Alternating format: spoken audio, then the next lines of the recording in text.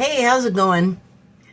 I have had on my mind lately a lot about the way that we speak to each other and the content of our words and our intent behind the words but mainly, and it's being illustrated so clearly in front of us right now, I can hardly see anything else, is the impact of our words upon each other. And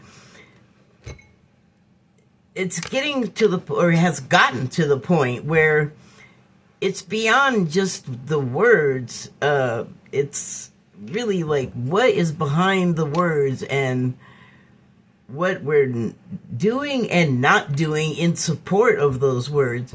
So I wrote a piece, and I will link it, but what I had been thinking about kind of that led up to all of this was just like watching the proceedings in Congress where they're having like a trial basically, and there have people like being questioned by what do you call prosecutors, but they're Congress people, but many of those are former attorneys and prosecutors, and so they're doing the things that are expected of them in the capacity that we typically expect them to do it. But what's gotten, I was just going to say something got up somewhere rude, but you take that and get my meaning. But what got up there, with the burr under my saddle, I should say, is the way these people are answering. And it's not just in that area, that arena of conversation or discourse. It's everywhere. It's like that now. I'm talking about the Republicans right now that are being questioned about the Epstein files. Just mess. It's just a mess. They handled it badly. The situation that we're all trying to learn about is not good. So they don't look good trying to protect the people that are allegedly guilty of things, of really terrible things that, I don't know, I personally don't need to know details. Once you realize the age discrepancy between the people involved, and then you don't know these people that survived these experiences, but we do know the people trying to hide it and trying to disparage everybody else when they're in the middle of it. Some people are more clearly guilty of this than others, but it's just coming out through information that they're trying real hard to not let us get.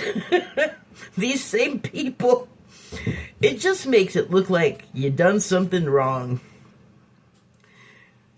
But that being the case, if you're one of those people in the position of being the wrong guy, why are you out there shooting off your mouth so aggressively? So,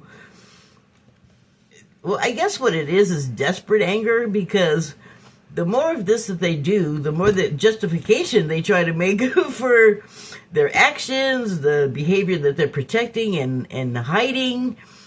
It just reflects badly on them. Like, it just makes them look worse. They can say whatever they want about other people, but it just ends up coming right back around to get them like a boomerang. And it's just boom, boom, boom. Lots of boomerangs. And I guess because it's Christmas Eve, and I realize that not everyone is a Christian or celebrates Christmas, I do understand that it's all over and you can't escape it if you're not a part of it. If you don't want to be involved, it's really hard to avoid it getting on you. So I apologize for that. That's not even like in the spirit of the season. But what is we conceivably get together and have good times with one another. Give gifts. You give gifts people. Give gifts to people that you like or love, and you want to like show your affection in that way. That's fine and normal. But the how we got there from where, like, what the thing is supposed to be about for like Christians, for example, or religious people, is kind of something completely else. I'm not even gonna try. It's so convoluted. But what I'm saying is I think the reason why I'm particularly moved to talk about this today is because it is this day where it should be of communion and joy and just happiness and appreciation of each other and everything, which would make complete sense if you weren't like using like the principles of Christ to be vindictive and piratey and predatory, and none of those are particularly positive, in my opinion.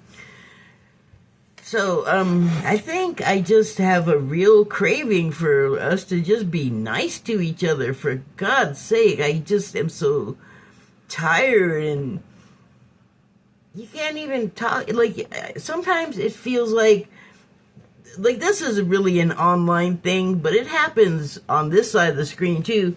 But it feels like you have to be on guard because, okay, I'm going to say this, and, watch out for the comments, for the slings and arrows. And God forbid if other people take it up and decide, like, I like this cause against this person that I never heard of until 2 seconds ago, and I don't even really know what's going on, but I'm all for it.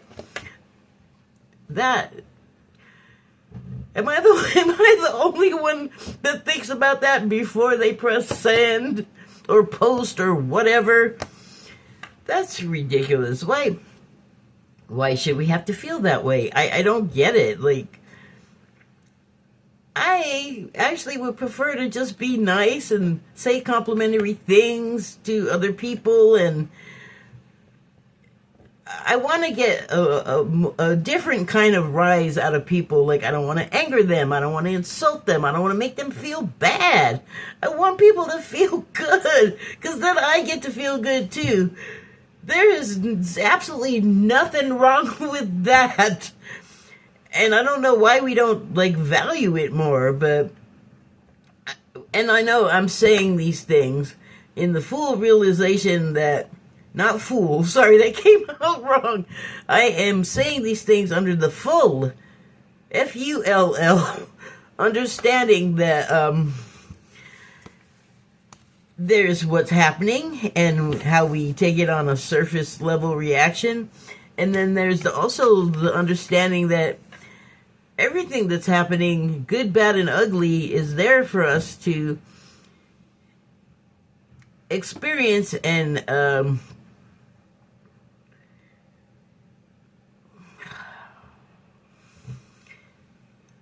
enjoy. I know that's a weird way of putting it, but we're not really from here. We're just visiting and pretending to do this whole elaborate production.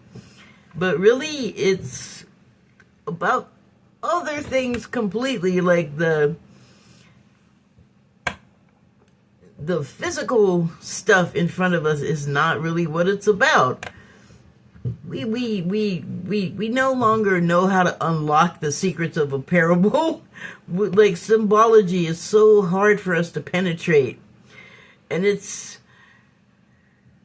I would have thought a long time ago that it was not the clearest form of communication, but once you understand how it works, it's less about the physical mechanics of it and more about feeling and sensation and that type of experiencing, which is something that I think we have kind of as a whole, humanity has been steered away from, because when we have that understanding and the power of the understanding, then we're not so easy to control. We're not so easily lulled by entertainment that's, my God, stuff is so shallow and stupid. Like, I like stupid stuff because it's funny, but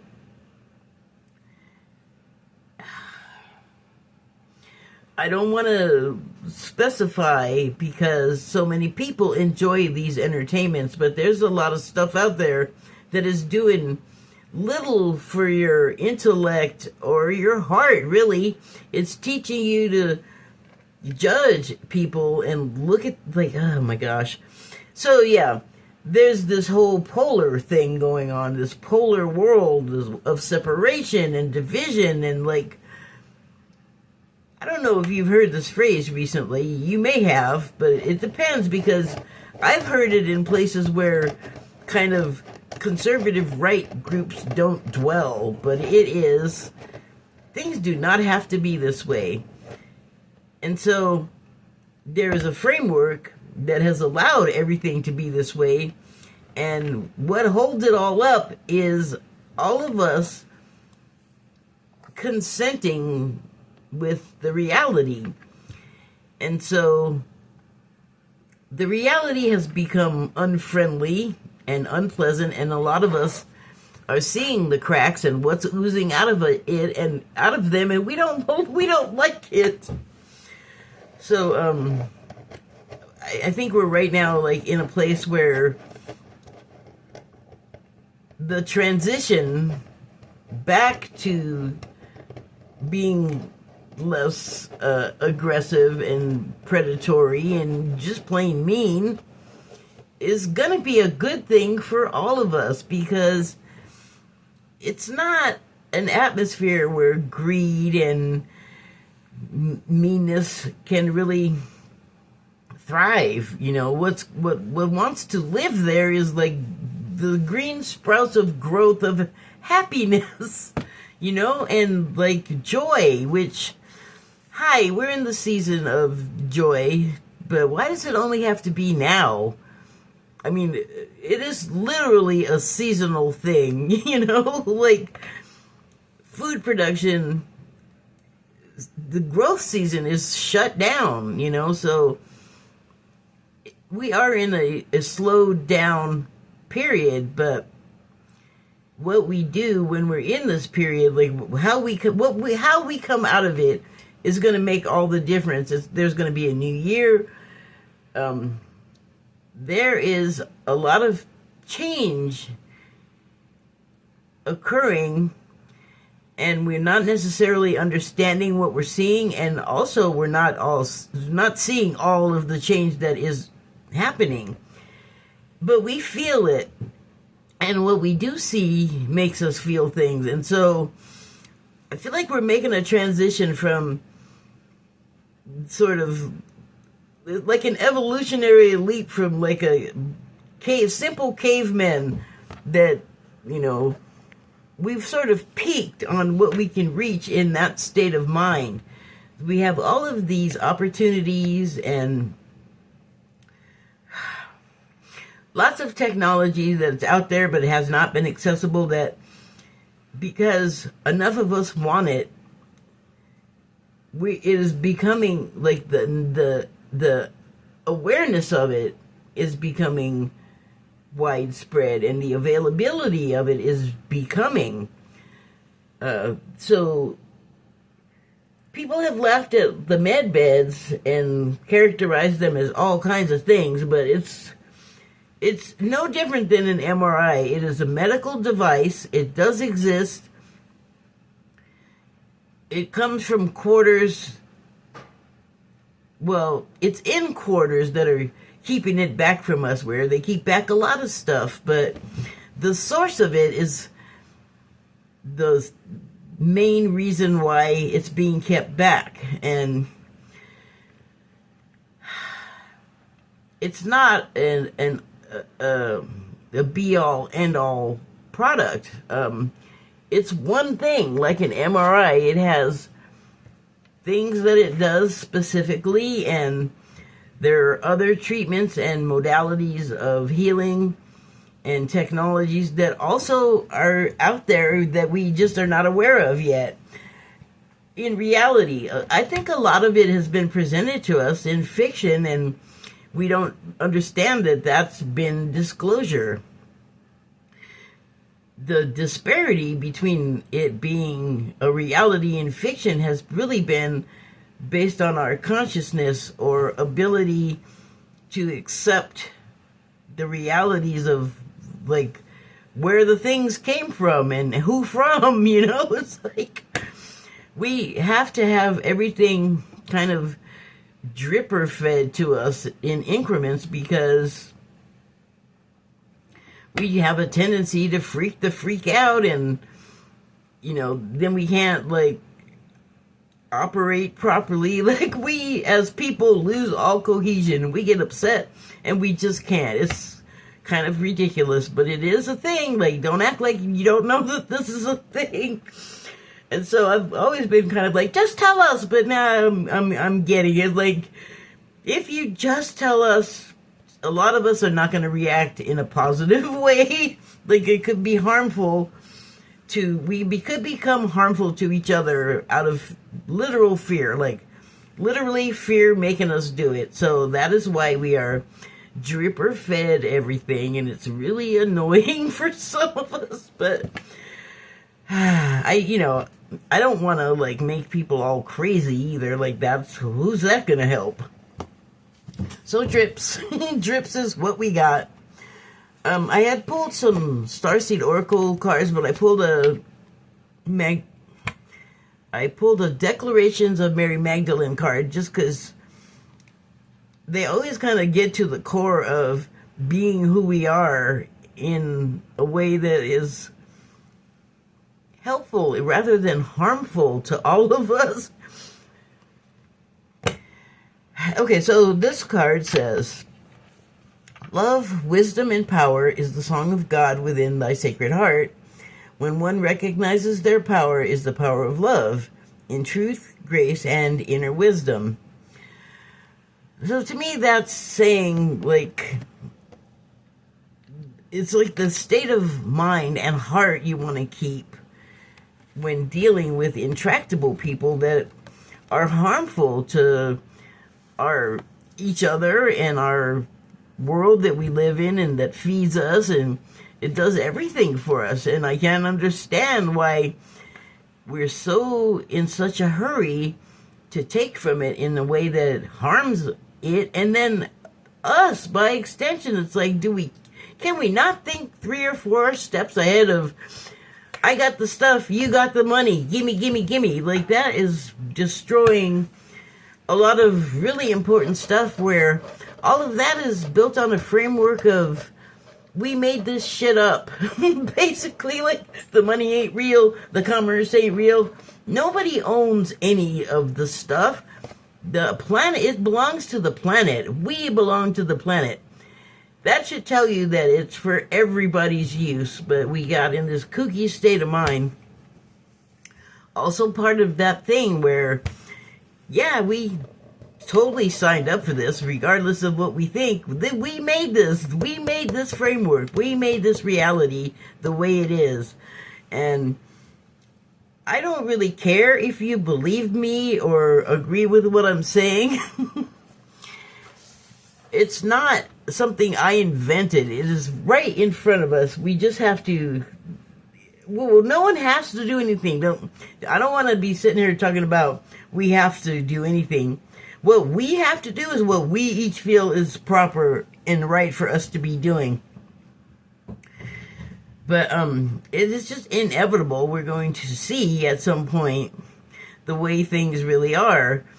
And part of the dissonance is like the changing, like, I feel like for every person that learns, for every person that gets their wings, a new understanding is made. for every time somebody like cracks through the the hypnosis, the programming, and understands, like, wait a minute, this is something being done to me, and I've just been letting it happen. Well, that could create some inner turmoil and then radiate outwardly and create other types of turmoil, because we don't even acknowledge the fact that we are so sensitive to each other. And even that's right in front of our faces. So I guess what my main thing I'm trying to get at here is that we don't only have to, like, have love and joy and companionship and gift giving at Christmas time only. Like, why can't we just always feel that way about each other? We don't have to confine it to a certain season. And I think we could really give each other a break, because, remember, I mean, this is my contention. I feel like it's a real thing, and I feel like it's something that people will eventually come to understand. Like I said, we kind of drew up this whole game plan, and now we just got to go through it and get out of it what we intended, because that's why we do it. There's a purpose behind all of everything.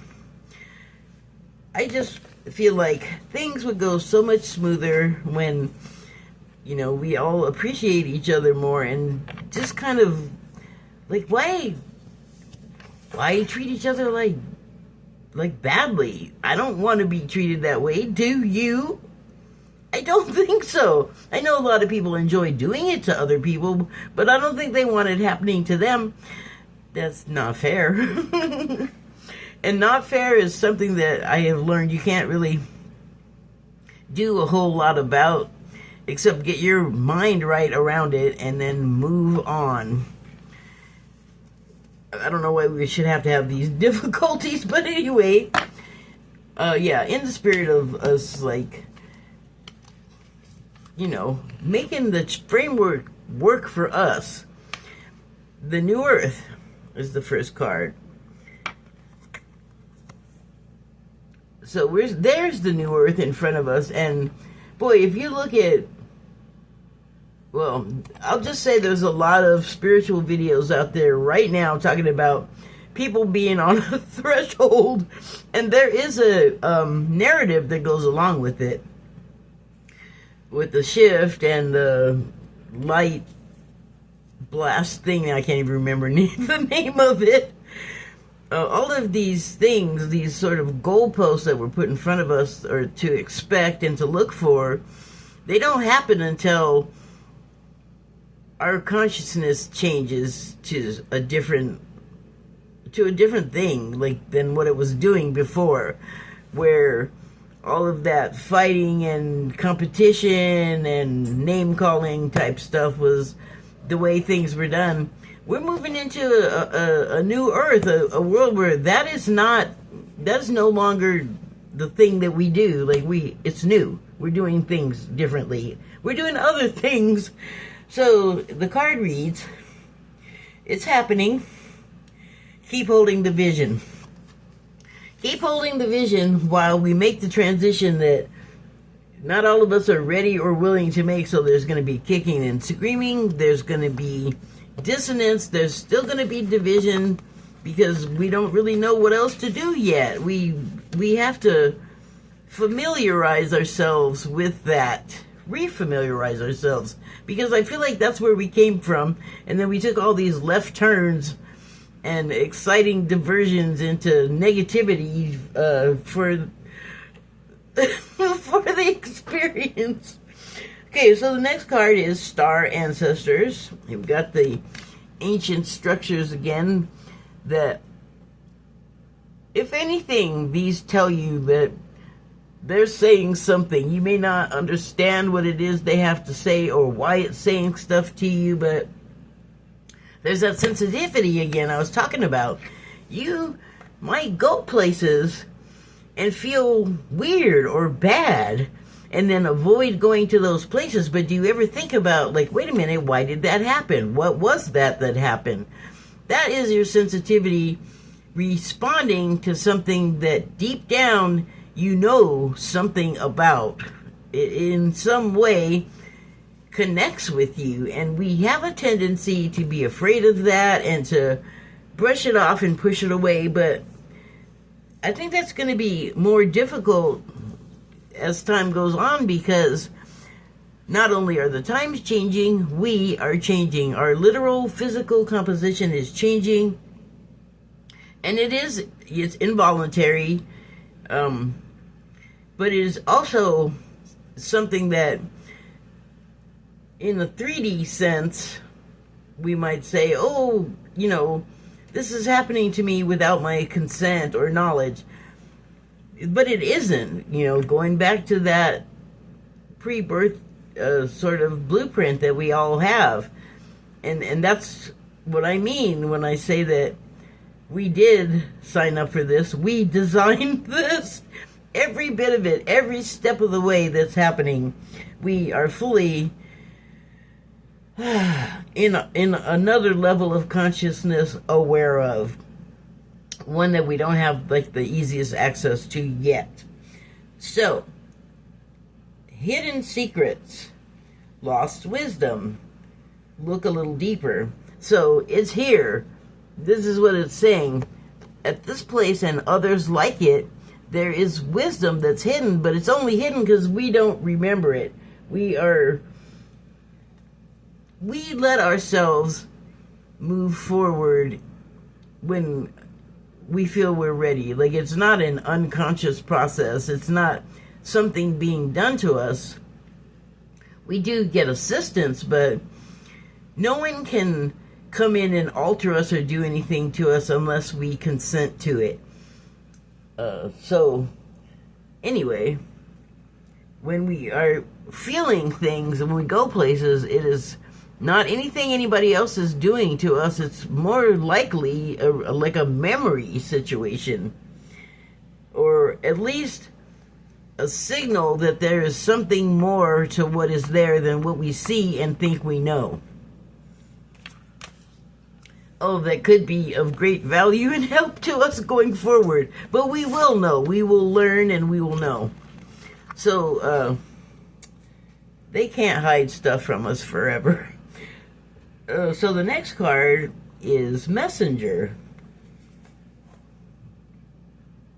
These are new, so I haven't really looked at them yet too much either. You know what's weird is, like, there's a figure of like an angel or Christ, but its face looks like a laptop. Oh, well, shoot. See, the camera always makes it look different than my eyes do, but here it looks like the brightness is its head. There's like a robed body and like wings.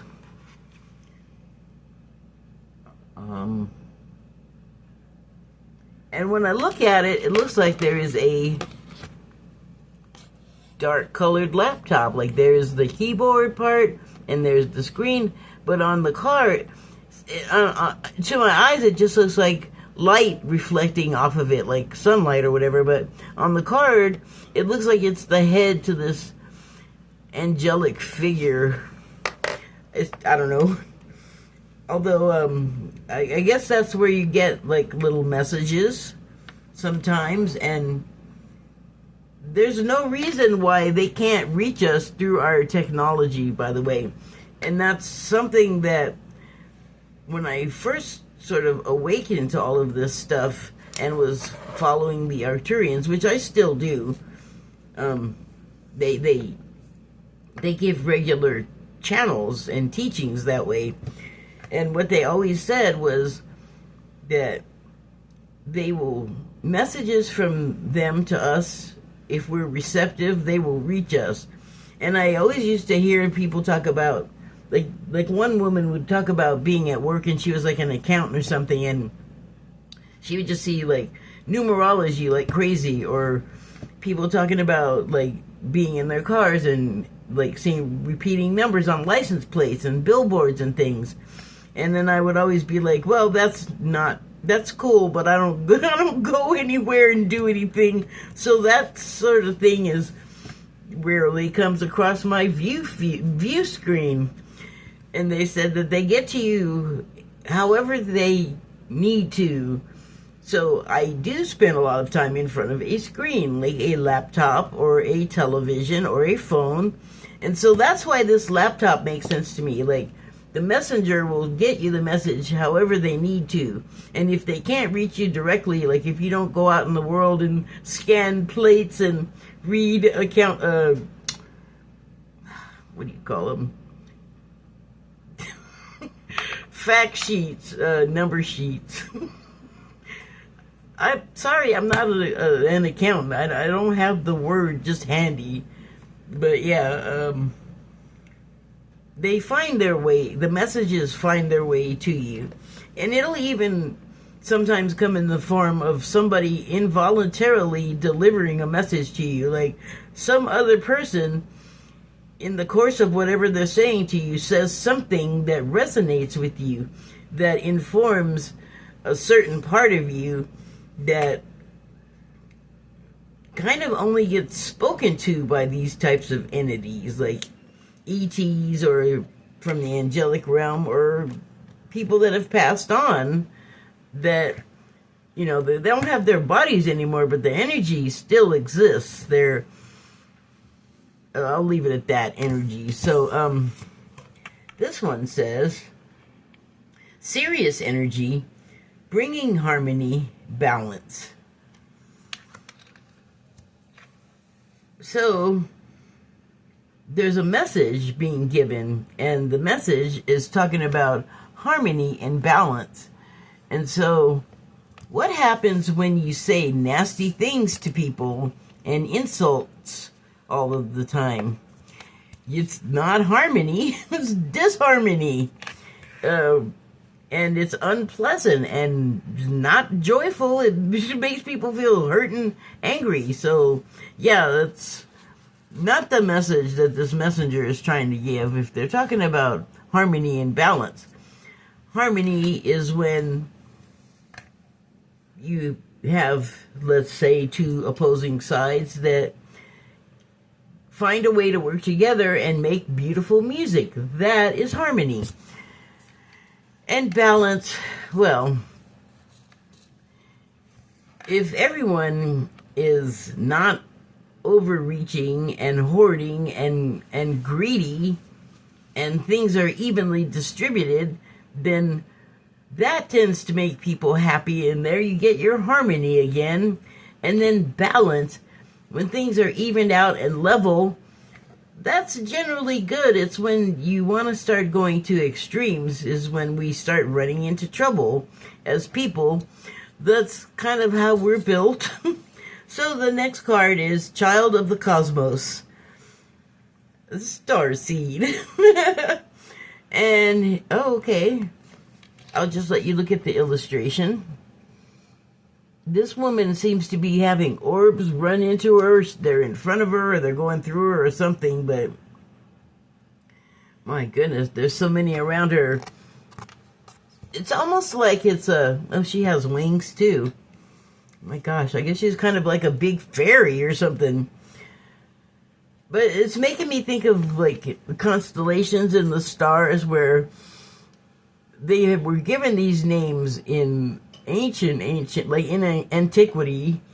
And I know that I have looked at those things, and I've seen plenty of like comedy about it in various productions. But I can look at those things, and about the only one that I feel like looks like its name is the Big Dipper. Everything else is like so abstract. Like, I really gotta reach, like, they gotta like draw the diagram for me in some cases. I cannot see what is being referred to as such in the constellations, but this is giving me constellation.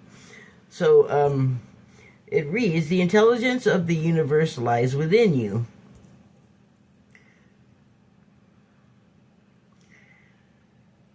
Yes.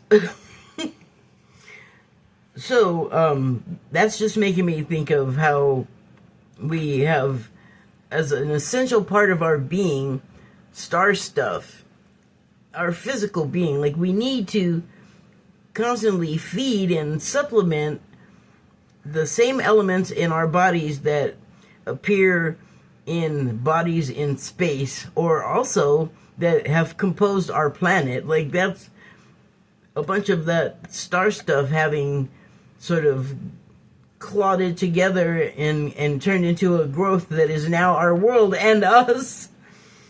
So everything is everything. Everything is everything of itself and each other, all the same everything. Okay, the next card is, and the last card is, your life is a canvas. There is like a lot going on, sort of almost below the level of comprehension in this picture, but given the fact that it is talking about your life being a canvas, look at this person.